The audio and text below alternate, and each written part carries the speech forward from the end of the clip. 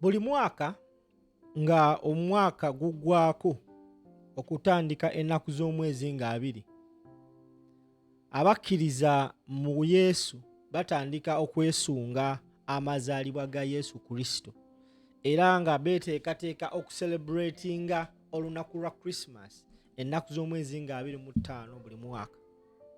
Mu mbeera y'emu n'Abaganda babeera beeteekateeka okuwulira obubaka bwa Ssaabasajja Kabaka Ronald Mwenda Mutebi obw'amazaalibwa ga Yesu Kristo, era nga bwe balinda n'obubaka bwe ku nnaku endala nga Idi ne Easter. Olunaku lw'ennaku z'omwezi nga 2, Ssaabasajja Kabaka Ronald Mwenda Mutebi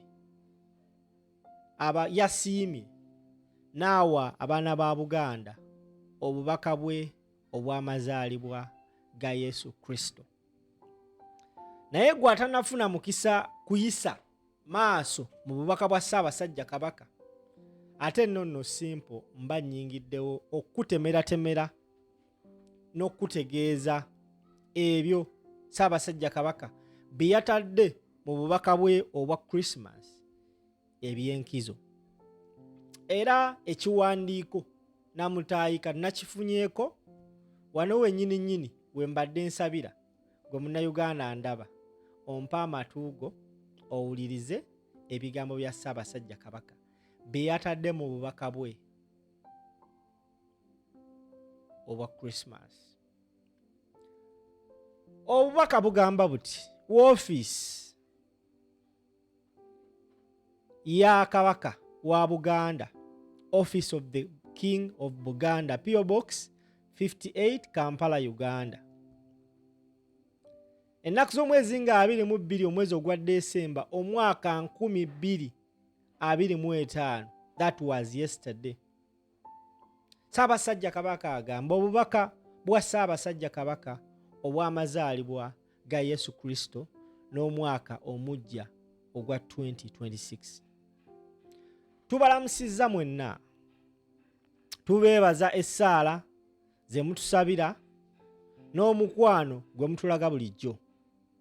Naffe tubasabira, twebaza Katonda atusobozesezza okutuuka ku mazaalibwa ga Mukama waffe Yesu Kristo ag'omwaka ogwa 2025. Abantu baffe bangi batuusiddwako obulabe omuli okukubwa, okulemesa abeesimbyewo okutuuka mu bifo gye bategeka okwogera n'abalonzi, n'ebikolwa ebirala ebimenya amateeka n'okulinnyirira eddembe ly'obuntu. Bannaffe ab'olukiiko oluvunaanyizibwa ku by'okulonda mu ggwanga, tubasaba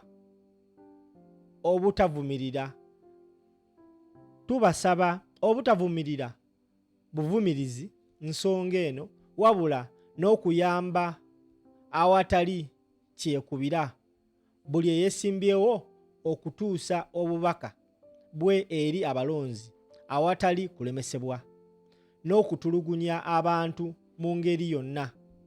Ebikolwa bino tubivumirira kubanga tebiraga bugunjufu wadde enkulaakulana y'eggwanga.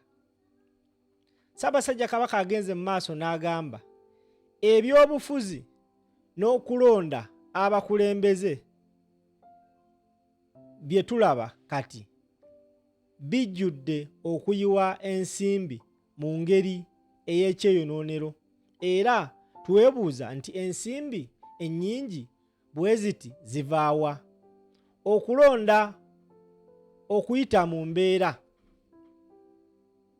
bweti kuleeta abantu abatalina busobozi okutuuka mu bifo by'obukulembeze ne basooka okwesasula ensimbi ze bakozesezza mu kulonda. Ono ye kanaaluzaala w'enguzi n'okukotogera enkulaakulana y'eggwanga lyaffe. N'olwekyo tubakubiriza okulonda n'obwegendereza. tuli ku speech oba ku bubaka bwa Ssaabasajja Kabaka bwawadde obw'omwaka guno obw'amazaalibwa ga Yesu Kristo n'omwaka omujja gwe ssebo oba nnyabo atulaba. Wabula ekisinze okuneewunyisa mu bubaka bwa Ssaabasajja Kabaka this time round talinze atandikiddewo mu paragraph esooka ne ŋŋamba Ssaabasajja Kabaka era azze mukambwemu. Olumaze okugamba nti tubalamusizza mwenna, tubeebaza essaala ze mutusindikira n'omukwano gwe mutulaga bulijjo, naffe tubasabira. Twebaza Katonda atusobozesezza okutuuka ku mazaalibwa ga Mukama waffe Yesu Kristo ag'omwaka guno. N'agenda mu maaso n'agamba abantu baffe bangi batuusiddwako obulabe omuli okukubwa, okulemesebwa, okulemesa abeesimbyewo okutuuka mu bifo gye bategeka okwogera n'abalonzi, n'ebikolwa ebirala ebimenya amateeka, n'okulinnyirira eddembe ly'obuntu bannaffe ab'olukiiko oluvunaanyizibwa ku by'okulonda mu ggwanga. Tusaba obutavumirira buvumirizi nsonga eno, wabula n'okuyamba awatali kyekubira buli eyeesimbyewo okutuusa obubaka bwe eri abalonzi. Ssaabasajja Kabaka talinze na kwogera ku nsonga ndala.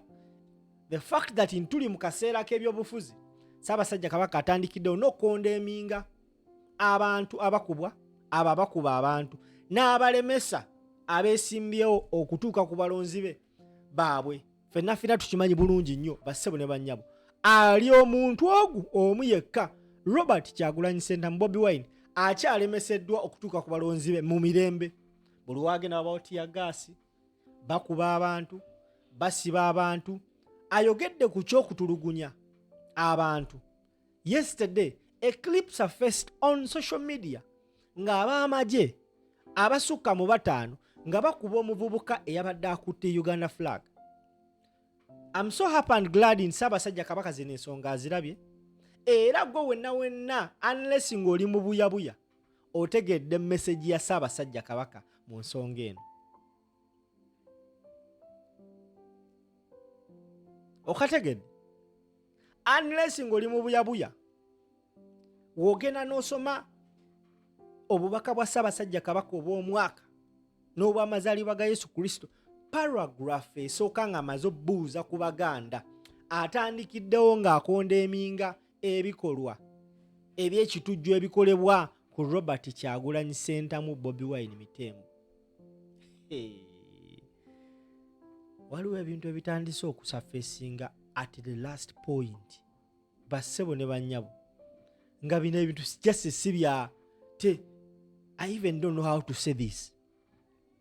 Obubaka bwa Ssaabasajja Kabaka,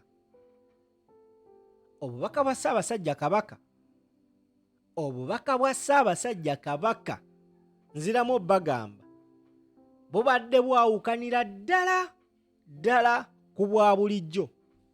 Ngenda kudda nkole video nkuleetera obubaka bwa Ssaabasajja Kabaka obw'omwaka bwe yatuwa last year, nkulage n'obwaleero.